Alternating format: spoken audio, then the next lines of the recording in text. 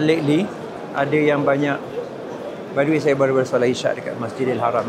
Alhamdulillah, Kaabah dekat belakang ni. Alright, sambil saya nak share pada you experience kat sini, saya nak bagi tahu ialah pasal mengenai konsep. Ramai juga yang share pada saya lah pasal ataupun bagi feedback lah, straightforward. Dia kata lah, kenapa tak buat live trading? Duk cakap bagi motivasi teori corner real, tapi live trading pun tak buat juga kan.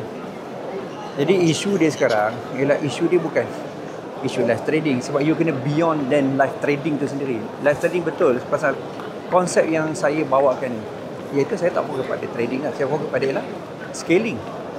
Okay, di mana you be able untuk bukan saja buat benda tu secara kurang effort, kurang masa kan, tapi pada saat you be able untuk dapat profit berganda. Mana you nak pilih? You buat satu kerja, banyak kerja, banyak hasil, ataupun buat satu kerja tapi banyak hasil. Saya rasa especially mesti you pilih benda tu, betul tak? So benda ni saya nak you start aware di mana benda ni boleh happen.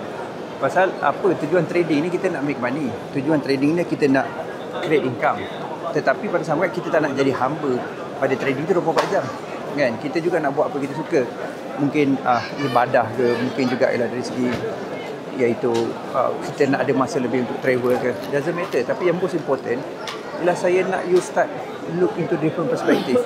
Kita tak nak fokus pada semata-mata ialah duk trading dia bukan pasal game tu.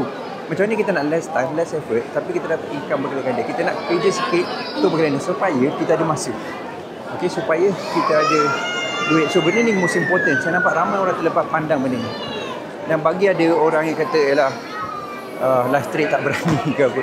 Benda tu dah lama guys. Mungkin dekat TikTok ni jarang kenal saya, tapi dekat YouTube saya dah buat for almost 8 years. Saya live trading hari-hari dulu guys. Saya tak ada syllabus, saya tak buat kelas. Recently je saya baru buat. So jadi saya nak you start think about benda tu differently rather than iaitu semata-mata trading. Sebab trading nak less time. Okay, sebab saya menggunakan konsep skill method. Itu konsep dia. Dan tak perlu pun teknik canggih-canggih. Teknik simple dia. Dan kalau you dapat win-loss ratio yang, atau boleh kata lah probability dalam 60-70 pun dah boleh win. Sebab saya konsep saya small profit tapi gain surely. Itu konsep dia. Alright. So instrumen tak ada isu instrumen. You nak trading dalam market mana-mana pun. Tapi point dia lah, you kena ada satu konsep beyond daripada live trading.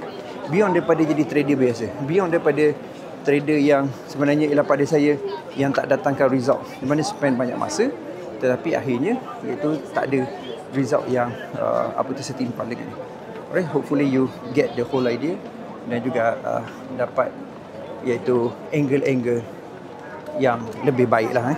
Jadi fokus kita ada dua. Satu nak bagi tahu you ialah satu, sama ada you nak fokus pada trading game plan semata-mata ataupun you nak fokus kepada ialah scaling game plan, di mana bagi you low risk high return. Kita nak high risk high return, betul tak?